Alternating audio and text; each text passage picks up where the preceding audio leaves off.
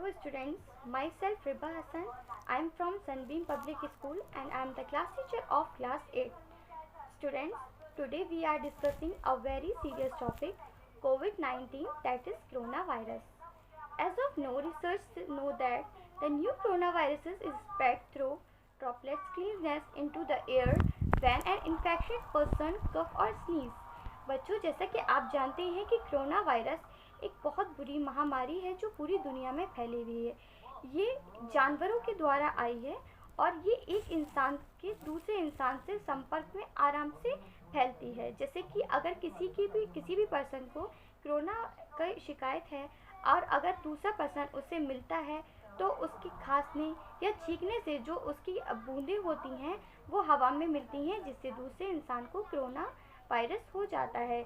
उसकी जो बीमारी की स्टार्टिंग है वो कुछ सिम्टम्स इसके दिखाई देते हैं, जैसे कि खांसी, नज़ला, बुखार। हमें जैसे भी लगे कि हमें खांसी है या नज़ला, हमें फ़ौरन उसको चेक कराना चाहिए और इस बीमारी से बचने के लिए कुछ प्रिवेंशंस लेने चाहिए, कुछ उपाय करने चाहिए जिससे कि ये बीमारी ज़्यादा से ज़्यादा उसमें ना फैले।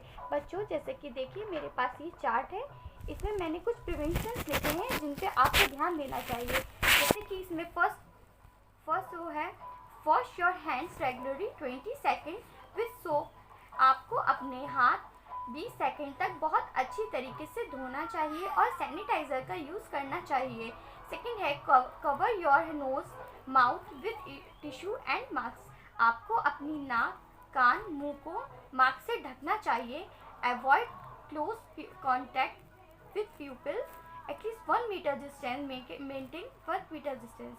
आपको लोगों के संपर्क में आने से बचना चाहिए, सोशल डिस्टेंसिंग रखनी चाहिए, जैसे कि किसी भी व्यक्ति के पास नहीं जाना चाहिए और अगर आप जाते हैं तो उससे कम 1 मीटर की दूरी बना के रखनी चाहिए। Stay at home, self isolate from others. और आपको घर पे रहना चाहिए और खुद को आइसोलेट करके रखना चाहिए। डोंट टच आईज, नोज और mouth if your hand are not clean.